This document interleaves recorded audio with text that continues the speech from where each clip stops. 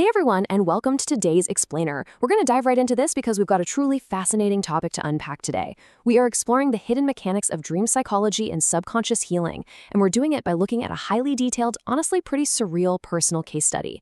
We'll be walking through a firsthand account of a dreamer's mind, looking at how the brain might actually be doing some serious heavy lifting while we're fast asleep. Okay, so tell me if this has ever happened to you. You wake up from a completely awful nightmare, fall back asleep, and then suddenly have an amazing dream. It's a very specific yet incredibly relatable psychological mystery, right? Well, the author of our source text experienced exactly this. After suffering through 2 consecutive, highly unpleasant nightmares, they fell asleep for a third time. But instead of getting hit with another round of anxiety, they were greeted by something entirely different. A dream that was not only pleasant, but incredibly vivid and emotionally fulfilling. So how on earth does our brain make that sudden pivot? Well, this brings us to the author's overarching hypothesis, the idea that the brain basically acts as an emotional filter. The thought here is that even if your sleep is short, or it's all chopped up with frequent awakenings, your brain doesn't just clock out. Instead, it might be actively detoxifying your emotional waste and organizing all the clutter in your subconscious. Those nightmares, they might have just been the messy beginning of that cleaning process. And this third, peaceful dream was the final result of a refreshed, newly organized mind. To really get how this works, we need to look at the dream itself. All right, let's jump into Section 1, Inside the Bookstore Dream.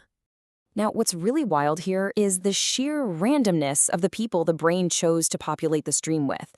The author finds themselves in a massive bookstore. And just consider this cast of characters for a second.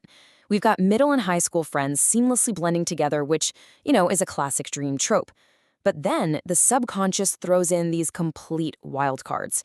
A terrifyingly tall woman over 2 meters in height, an older foreign man with white hair and glasses, and, uniquely, a Shinagawa-san from a trading company. It perfectly illustrates just how chaotic the dreaming mind is, pulling familiar memories and entirely fabricated strangers into the exact same room, like it's no big deal. And the spatial reality of this dream builds super fast. Our dreamer isn't just in some tiny shop, it's a colossal, multi-floor complex. On the first floor, there are cozy sofas where middle school girls from a former club are happily chatting. Then, the second floor expands into this sprawling furniture and home appliance section. And finally, the third and fourth floors transition back to books and children's toys. By mapping this out, we can literally see how the brain tries to impose a logical structure, like a physical building, onto a highly illogical emotional space. And once the dreamer decides to wander freely, well, that kicks off a series of very bizarre events.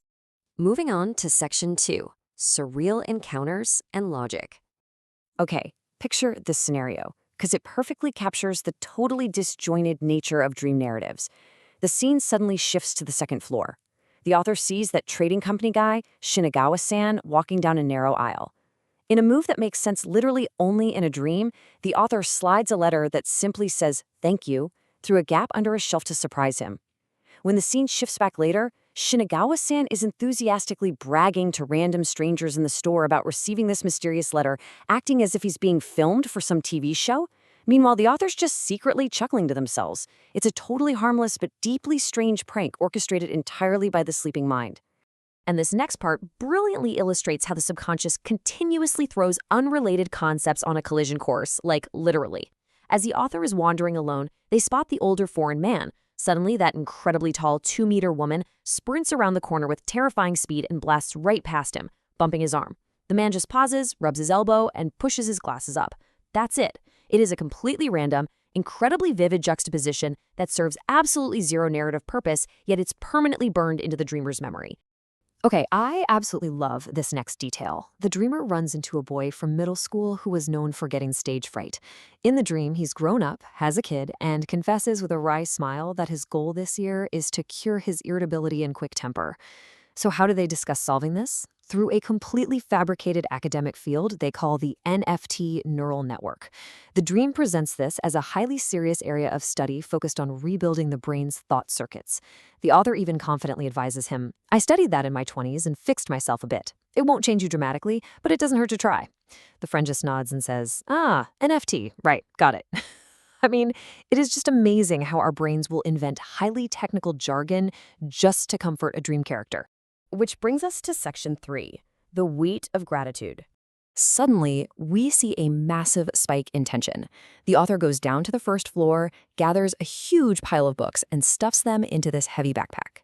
They haul the whole thing all the way up to the fourth floor, assuming it'll be perfectly safe because their friends are around. But when they turn around, the backpack is completely gone. The girls on the sofas have vanished too. That heavy hoard of books, which we can totally view as a metaphor for emotional weight or mental clutter, has just suddenly disappeared. And just as the panic of the missing bag really starts to set in, a very old childhood friend suddenly appears and drops this incredibly out-of-context quote. He says, "I have to cross the border on my way home." The author just laughs and asks, "What do you mean by that?" This perfectly showcases the odd, disjointed yet deeply urgent nature of how characters communicate in our sleep. The stakes are suddenly raised from a lost backpack to international travel, making the emotional landscape of the dream feel incredibly vast. And just when you think you have a handle on the situation, the dream pivots again. The author sees the missing girls walking toward them, laughing. Naturally, the author assumes, oh, they're bringing my heavy backpack back to me, and runs over to help. But no, that is not what's happening at all. Instead, the girls are taking turns giving that giant, 2-meter-tall woman piggyback rides. They are laughing and saying she's so heavy, claiming it's strength training so they can carry heavy bags. It's an utterly incomprehensible visual, but it so beautifully illustrates how the subconscious physically manifests the abstract concept of carrying a heavy burden. So how is this burden actually resolved? Well, the resolution is key to the author's whole detox theory. The friend who earlier wanted to cure his anger using the fake NFT neural network comes walking up. He is blushing and he's carrying the author's incredibly heavy backpack. He apologizes profusely for taking it. The author is just flooded with gratitude, thanking him earnestly. Then the girls carrying the giant woman chime in, laughing and demanding, "You should thank us too." And the author does. In this single moment, the heavy physical anxiety of the lost bag is completely dissolved into a warm, glowing emotional relief of friendship and gratitude. And finally, Section 4, Waking Up Refreshed. As they finally step outside the bookstore, the environment and visual scale completely shift. It's not a normal residential street. It is a sprawling, vast wasteland. And way off in the distance, there is a mountain range so impossibly huge that it looks small from afar. The old friend with the urgent message gives a brave smile, says he must cross those severe mountains, and bids farewell. The scale is so cinematic, bringing a sense of awe and just a tiny touch of loneliness right before the dream concludes. And then, the awakening. The author notes that despite seeing the friend off into the wasteland, they knew they were going home with their other companions. They woke up enveloped in a soft, nostalgic sense of fulfillment. It was this deep feeling of warm security. Just think about that for a second. After 2 anxiety-inducing nightmares and terrible sleep, the author's mind conjured a weird, chaotic, but ultimately highly supportive scenario that left them feeling completely emotionally refreshed in the morning. Which brings us to our final thought today. The author admits they don't have the hard scientific proof for this, but the experience really speaks volumes. Even when our sleep is short or frustratingly fragmented, is our brain quietly, diligently organizing our emotional waste behind the scenes just to bring us peace? Is the pure nonsense of our dreams just the exhaust fumes of a deeply healing midnight detox? It's a fascinating perspective that really reframes how we might think about our own confusing dreams. I hope you found this breakdown as captivating as I did. Thanks for joining me on this explainer, and next time you wake up from a completely bizarre dream, just remember, your brain might just be cleaning house.